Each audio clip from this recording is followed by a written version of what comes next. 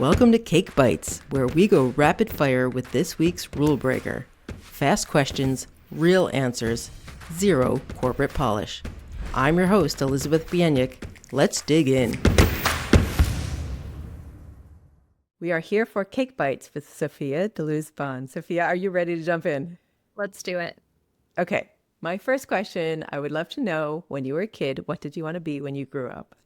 When I was a kid, I was very obsessed with becoming a police officer or a spy. I think I heard this concept of citizen's arrest where you could just arrest people. And I became very into this idea that someone could be arrested for doing something.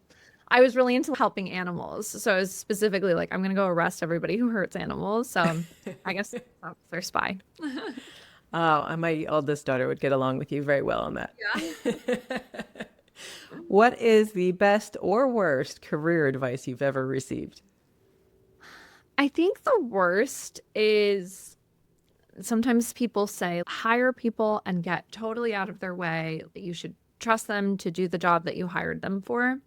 And I don't think that's exactly true. It's more like a mix, and you do need to be hands-on and really, really clear. So Brene Brown says, clear is kind, unclear is unkind. I don't think that you can really be that clear if you're not sort of shoulder to shoulder with people. So being more involved than what the average person would say you should be, I think is important. I think that also falls into the trust but verify bucket as well. What is one completely unrelated thing you do outside of work that you think makes you better at your job? Parenting. Yeah. So parenting my 4-year-old daughter, Ruby, I think has helped me be a better leader at work, especially because you have so much compassion for your kids and you invest so much in developing them. I think it helped me want to invest more in developing the people on my team in a way. So yeah, I think it helps me. Definitely relate to that one. I definitely got to be a much better leader after kids. Yeah. Yeah.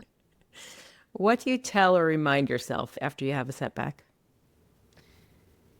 Everybody has setbacks. Everybody makes mistakes and things go wrong. The only thing that you have to do is just stay in the arena. And as long as you stay in the arena, you will outlast everybody who leaves the arena. And that's all you have to do. Setbacks are really normal. I read this great book by Brad Jacobs called How to Make $1 Billion. And within the first few chapters, he said something which is bugs are not a problem, they're a feature. Problems are not a bug, they're a feature. And that helped me so much because I was like, oh, I have problems. And that's fine. That's a feature. You're going to have problems in your life, in your business. There's going to be things to solve. So don't let that feel abnormal or take you out. Just stay the course. Yeah. Very good. Very good. Well, do you have a favorite quote or mantra? I do. I have a recent favorite quote, I should say, by Michael Singer, who wrote The Untethered Soul. I was listening to a podcast with him on it. And he said, first, let go, then do your best. And just the order of that really struck a chord with me. And I wrote it down on a poster and put it on our wall because I think it's hard to let go, Yes. I feel like I'm do my best and control the outcome. And just seeing it like that, it's okay, first I have to let go of what the outcome is going to be because there are things that are simply not in your control, and then do your best. It just brought me a certain level of peace. So that was a really good podcast we did with Tony Robbins. That was awesome. It's a really good mental reset. I like that one. Yeah. To that point, what is your favorite strategy for resetting, recentering, getting back on track? Yeah, I think you have to put your phone away sometimes. That's the biggest one, connect with the world around you.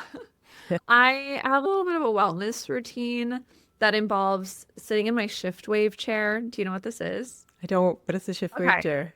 Shift wave chair, shout out, sponsor me, Shift Wave, is what my husband calls a $10,000 lawn chair. It's this really expensive chair. It looks like a lawn chair.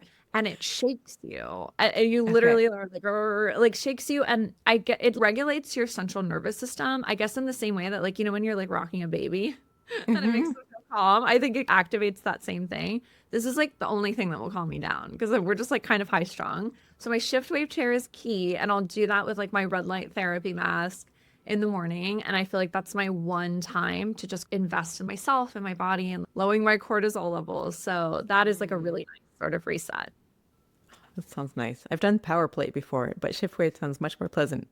Shift wave's great because you can lay down. I'm like, oh, this is yeah. It's more relaxing. And my last question, of course, because this is Cake on Tuesday, I will have to ask, what is your favorite kind of cake? Gosh, I feel like red velvet. Red velvet is the one. Yeah. There you go. A classic. I like it. Yeah. Sophia, thank you so much for being here for Cake Bites. Thanks so much for having me.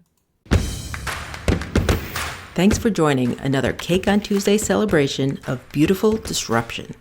Please share it, review it, and find more innovative stories at podcast.cakeontuesday.com.